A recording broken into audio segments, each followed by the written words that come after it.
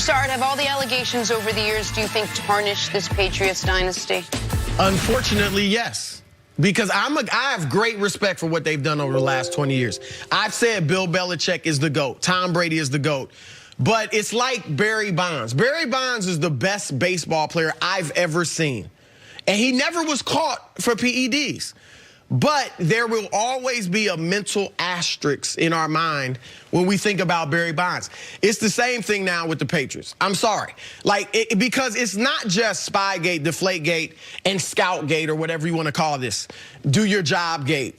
It's also the first 2 Super Bowls. Remember, when they won the first Super Bowl, St. Louis said they taped our walkthrough, and they lost that by 3 points. When they won the second Super Bowl, Carolina, they were convinced that the players came back saying, it's like they're in our huddle in the first half. They had to change their whole game plan at halftime. They believe the Patriots taped them illegally, and they can't prove it, but they believe that as well. So there's always been a lot of smoke around this team as well.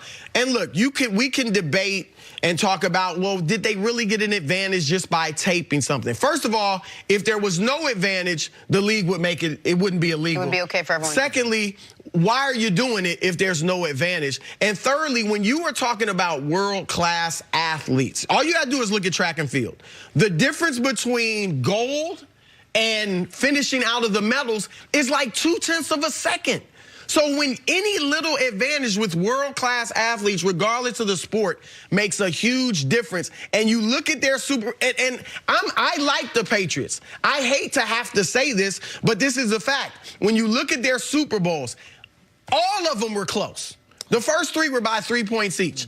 Last year was the biggest by 10. 6 points. Atlanta's an overtime game, right. And Seattle, it comes down to the interception at the goal line. I hate to say it because, again, I have much respect for what they've done, but there always, it seems, will be that mental asterisk, at least for the near future, while this is still fresh in our minds. You shouldn't hate to say it, and you shouldn't say, I'm sorry. They've done this to themselves. And the answer is that, yes, of course, this is part of the legacy.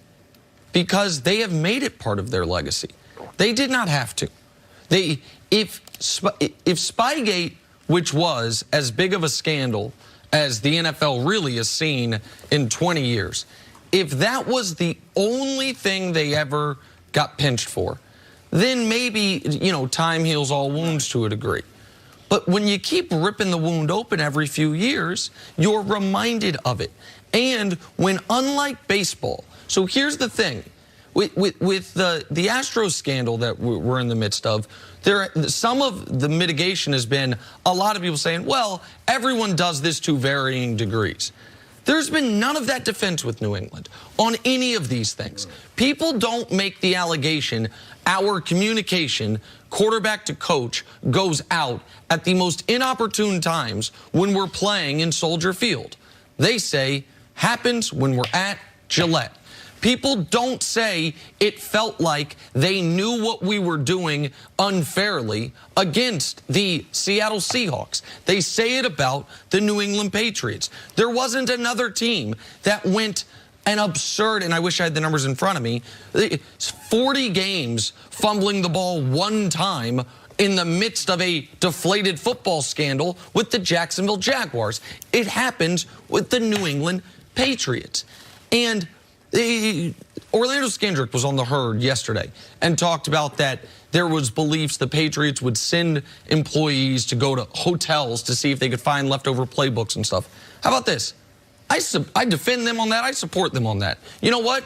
If you can, within the rules, catch somebody slipping, catch them slipping. If you think Baltimore doesn't know that if you line up your left tackle here and your wide receiver here and your tight end here, someone else is eligible and you get a free touchdown, that's on you, Harbaugh. Get better.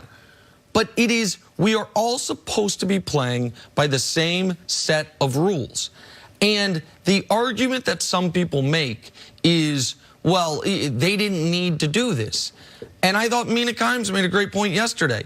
We all know a rich person that still literally clips coupons to save the $1.50. They don't have to, but they almost feel like they need to.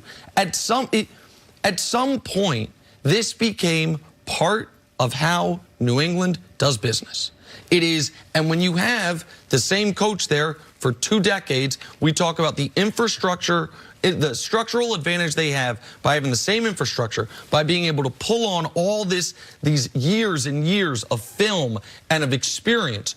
Part of the experience might be, hey, son, now that you're my safeties coach, linger on the field as long as you can and see what you can see. And then if you get kicked off by McDermott before the Bills game, we'll deal with it. Hey, guys, and I don't know what happened with this Do Your Job documentary. I know that it's not just that there's smoke, there's a small fire.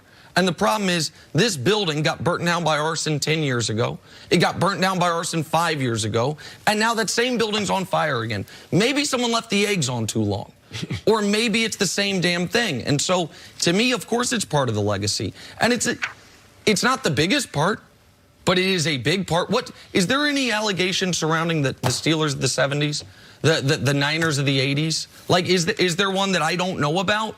No, this is part of the Patriot way, it would appear. And the worst thing would be, quickly, you said they didn't need to. The worst thing for the Patriots and the league was if they really did need to. Because the league knows a lot more about this than we do.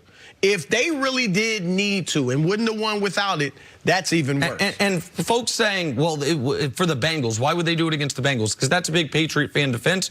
Quickly, I'll be very quick here. If that's your defense, then in your heart of hearts, you know they might do stuff like this. Because if I walk home tonight and I say to my wife, you killed somebody, and her answer is, who? Then it's like, whoa, hold on a second. Right. As opposed to no. So if you're saying...